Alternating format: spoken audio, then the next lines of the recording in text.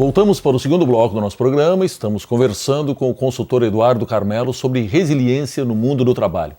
Muito bem, Eduardo, você já contextualizou, já disse como é que funciona, já falou sobre o conceito.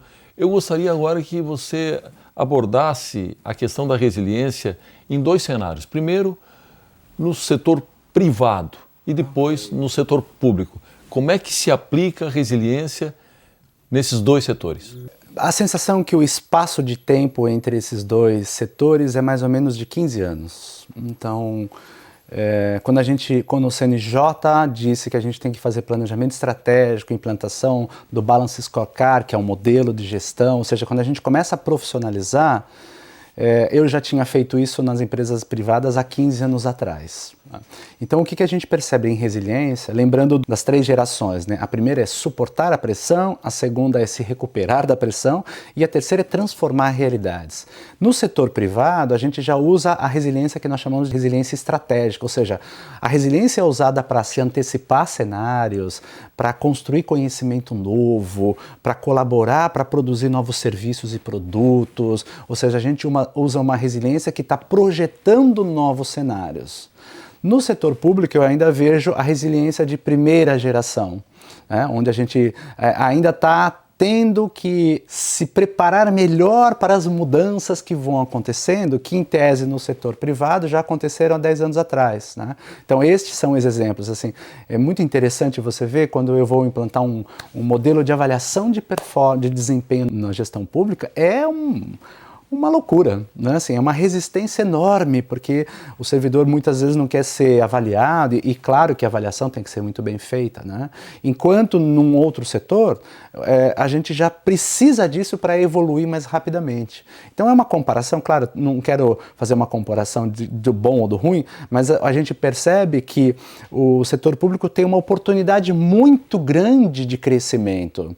O que eu sinto que o desafio do setor público é ele mudar o seu sistema aliás, pelo contrário, é botar gestão, porque eu consigo perceber que grande parte dos gestores e dos tomadores de decisão não conhecem sobre gestão, não entende gestão. Então ainda é um modelo de gestão que a gente chama de comando-controle. É assim que é, do jeito que deve ser, da forma que eu faço, e o gestor não busca da sua equipe o conhecimento relevante, a ideia relevante que o servidor tem, inclusive para melhorar o processo. Né? Enquanto deste lado aqui, eu como gestor já passei dessa fase que eu tenho que comandar e eu que sou o dono do poder. Eu já uso a minha equipe para inclusive aprender coisas que eu não sei. Enquanto aqui eu não posso mostrar que eu não sei. Aqui eu posso dizer, não, vamos juntar, vamos criar um espaço, vamos criar um relacionamento para a gente produzir o melhor possível. Então a sensação que eu tenho é que aqui a gente já está projetando e construindo novo e respeitando o trabalhador e exprimindo não só o esforço do trabalhador, mas a ideia do servidor, que isso é importante. E aqui a gente ainda está com essa história do esforço do trabalhador, quer dizer, os resilientes no setor público são verdadeiros heróis. Só que eu percebo que esses resilientes, ao longo de 3, 4 anos, eles também não dão conta desse sistema. Então, eu costumo dizer que tem 3 finais para o servidor resiliente. Ou ele pede demissão, vai trabalhar em outro lugar, ou ele fica desengajado, ele fica um normóide, ou ele tem sérios problemas de saúde. Então, o que a gente percebe? Não dá só para trabalhar com o servidor, a gente tem que atualizar todo esse sistema de gestão para poder fazer esse atraso de 15 anos virar talvez 5 anos. Muito bem, Eduardo, você mencionou o Conselho Nacional de Justiça e também toda essa formulação de planejamento estratégico. Sim. Que já naturalmente foi incorporado pelo Judiciário e hoje já faz parte do nosso dia a dia. O que precisaria ser feito então para que esse modelo hierarquizado que ainda complica essa integração do conceito nas organizações públicas, que poderia ser feito para que a ponta da pirâmide pudesse também perceber que isso existe e que o conceito evoluiu e que para que funcione a gente precisa realmente tratar a coisa como um todo. Perfeito.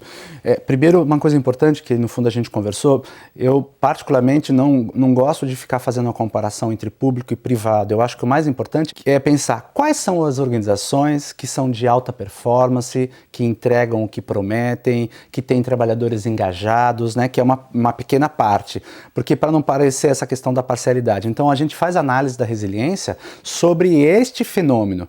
Então, só para clarificar, tem empresas públicas que são fantásticas, que tem, quase em toda empresa pública tem ilhas de excelência, né? Ou seja, que tem o fenômeno que é atualizado, que quer crescer, que quer trabalhar, que quer organizar, né? Em relação à sua pergunta, o que eu tenho percebido? São 3 questões que eu acho que melhoraria muito e aumentaria o índice de resiliência e nos daria a capacidade e a agilidade de estar atualizado. A primeira questão que eu considero é os gestores, que são os principais catalisadores do processo da mudança, eles precisam de uma capacitação voltada para gestão mesmo, entender de gestão, entender os princípios de administração, compreender como ele pode produzir, compreender como ele pode lidar com gestão de pessoas, como ele pode oferecer o melhor para a equipe poder fazer o trabalho com o máximo de celeridade possível. Então tem uma questão muito forte que é a capacitação dos gestores. Tem um outro elemento que eu considero importante, que é a cultura. Existe um estudioso conhecido chamado Hofstede, que ele fala sobre índice de distância do poder. O que eu percebo que o que atrasa a gestão pública é um alto nível de hierarquização, né? Ou seja, eu como gestor posso dizer para você que se você for o meu servidor, eu como gestor tenho tranquilidade para dizer assim, Vanderlei, você tem um problema no seu relatório, vai olhar lá, resolve e pronto. Agora, se eu sou o servidor e você é o meu gestor, eu tenho uma série de níveis de mitigação para poder falar isso. Eu vou dizer, chefe, tudo bem com o senhor? Olha, eu já fiz o nosso trabalho e a gente não está achando onde está o erro. Onde será? Depois de uma semana você fala, chefe, a gente já viu tudo aqui, a gente percebeu que tem um erro. Será? Não quero dizer, mas será que não está no seu relatório? Chefe, quer dizer, eu passo 4 meses para conseguir dizer que o erro está no relatório do chefe. Então, quanto maior a hierarquização, mais difícil, mais burocrático fica o processo. Então a gente tem que criar um sistema que seja mais horizontal, onde eu possa dizer para o meu gestor, se o erro está nele, eu posso dizer, chefe, o erro está aí, vamos resolver isso, né? E nós temos uma terceira questão que é efetivamente o sistema de gestão, que precisa mudar de um sistema justamente que é altamente centralizado e que aparentemente presta um favor e não presta um serviço, para um sistema onde seja mais transparente, que a gente sabe onde estão os modelos de decisão e que a gente consiga ter uma métrica que perceba o que a gente está fazendo de certo e errado e corrija isso, porque o que atrasa o nosso sistema é que a gente não consegue corrigir o que está errado.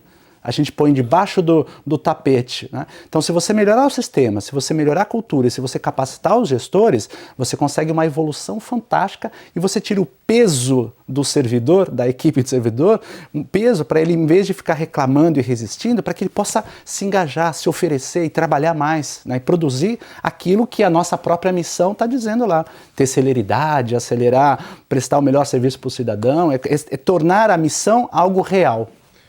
Muito bem, consultor Eduardo, eu preciso chamar mais um rápido intervalo, é só 1 minuto.